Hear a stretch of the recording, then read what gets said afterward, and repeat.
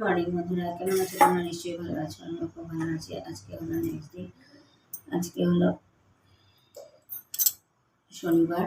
তো এখন আমি করাচ্ছি, এখন আমি দিচ্ছি পুজো। স্নানটা করা শেষ, এখন দিব পুজো। পুজো দিয়ে তারপরে বানাবো ব্রেকফাস্ট। তো চলো আজকে ব্লগটা দেখতে থাকো আর সঙ্গে থাকো, আশা করি তোমাদের ভালো লাগবে।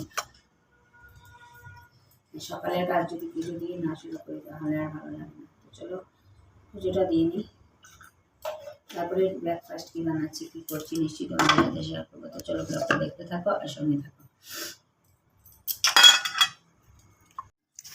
তো ঝামাঝাম স্নান পুজো দিয়ে আসলাম, এসে বানিয়েছি ব্রেকফাস্ট। আজকে ব্রেকফাস্টে খাচ্ছি বিটরুটের পরোটা আর হচ্ছে চা। আর বর তো খেয়ে চলে গেছে পুজো দিয়ে এসে, ঝামাঝাম করে বানিয়ে ব্রেকফাস্ট বরকে দিলাম, মেয়েও খেয়ে নিয়েছে, এখন আমি খাচ্ছি। তো চলো আজকে ব্লগটা দেখতে থাকো আর সঙ্গে থাকো। এই যে দেখো, এরকম বানিয়েছি বিটরুটের পরোটা আর সস। তো চলো ব্রেকফাস্ট করে নিই, তারপরে আবার আসছি।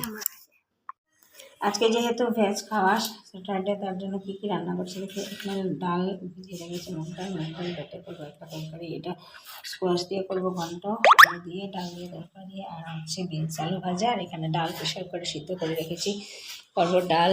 এই হচ্ছে আজকে লাঞ্চ অ্যান্ড ডিনার মেনু। তো চলো ব্লগটা দেখতে থাকো আর সঙ্গে থাকো।